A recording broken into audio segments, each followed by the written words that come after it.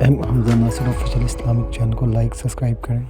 جو شخص اپنے والدین کے لیے روزانہ مغفرت کی دعا کرے، والدین زندہ ہوں تب بھی، فوت ہو گئے ہوں تب بھی، اس میں کبھی بھی ناغہ نہ کرے، ساری زندگی اس کے رزق میں بے برکتی نہیں آ سکتی۔ ساری زندگی تجربہ کر کے دیکھ، روزانہ ان کے لیے مغفرت کی اہتمام کے ساتھ دعا کیجئے، ساری زندگی ان کے رزق میں بے برکتی نہیں آئے گی، اللہ برکتوں کا نزول فرمائے گا۔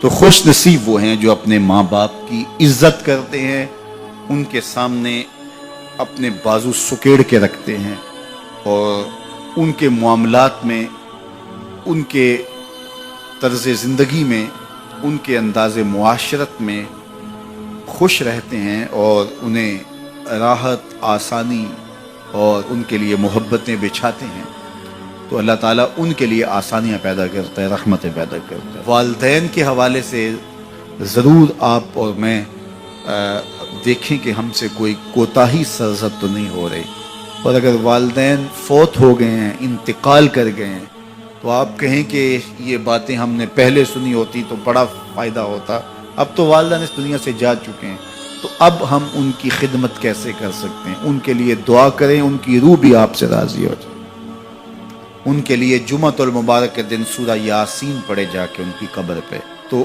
ان کی بھی مغفرت ہو جائے گی، آپ کی بھی مغفرت ہو جائے گی۔ یہ والدین کے ساتھ حسن سلوک کا نتیجہ ہے۔ والدین کی رضا جوئی ہمیشہ ملحوظ رکھو، یہ تمہارے لیے دین ہے۔ نوافل پڑھے جا رہے ہیں لیکن ماں باپ کو ضرورت ہے تو ان کی خدمت نہیں کر رہے، اللہ کو وہ نوافل قبول نہیں ہے۔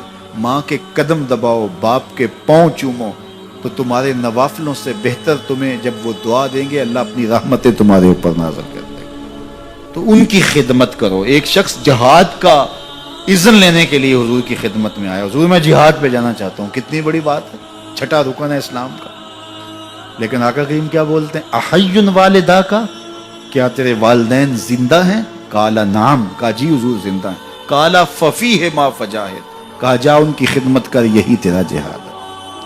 ماں باپ بیمار پڑے اور بیٹا جہاد پہ گیا، اللہ کے رسول اس کی حوصلہ افزائی نہیں کی ہے۔ میں ایک دن گزر رہا تھا تو فجر کی نماز کے بعد ایک گھر کے سامنے کافی لوگ کھڑے تھے، تو میں نے پوچھا کیا ہوا، تو کہنے لگے کہ فوتگی ہو گئی۔ تو میں نے کہا کہ ان کا کوئی بیٹا نظر نہیں آ رہا، کہا تینوں بیٹے تبلیغ پہ گئے ہوئے ہیں۔ میں نے کہا اچھا ماں کی پھر اچانک طبیعت خراب ہوئی ہوگی، کوئی ہارٹ کا مسئلہ بن گیا؟ کہا نہیں ماں فالج میں مبتلا تھی۔ میں نے کہا پھر تو بہت زیادتی ہے کہ ماں فالج میں مبتلا اور تینوں بیٹے تبلیغ پہ گئے۔ ماں کو ضرورت ہے اور بیٹا جا کے پیر کے دربار پہ بیٹھا ہے، غوث اعظم بھی ہیں تو فیض نہیں ملے گا۔ پہلا مرشد ماں ہے۔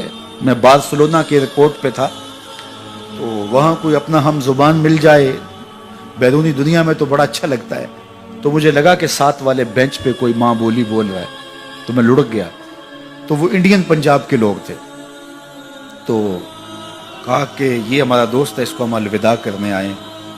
تو میں نے پوچھا کتنے عرصے بعد جا رہے ہو؟ تو وہ کہنے لگا 27 سال 3 ماہ بعد۔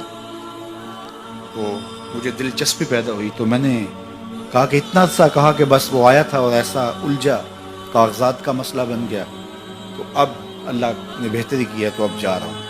جب آیا تھا ان فوان شباب تھا اور اب تو بڑھاپا اتر رہا ہے، اور بڑے حسرت بڑے انداز میں کہنے لگا پتہ نہیں میرے گھر والے اب مجھے پہچانتے بھی ہیں یا کہ نہیں، 27 سال 3 ماہ بعد جا رہا ہوں، پتہ نہیں میرے گھر والے اب مجھے پہچانتے بھی ہیں یا نہیں۔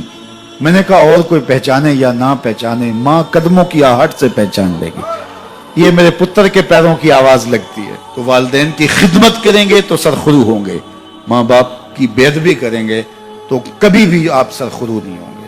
تو والدین کی رضا کو اللہ کی رضا سمجھو، رضا اللہ فی رضا الوالد و سخط اللہ فی سخط الوالد۔ والدین کی رضا میں اللہ کی رضا چھپی ہے اور والدین کی ناراضگی میں اللہ کی ناراضگی چھپی ہے۔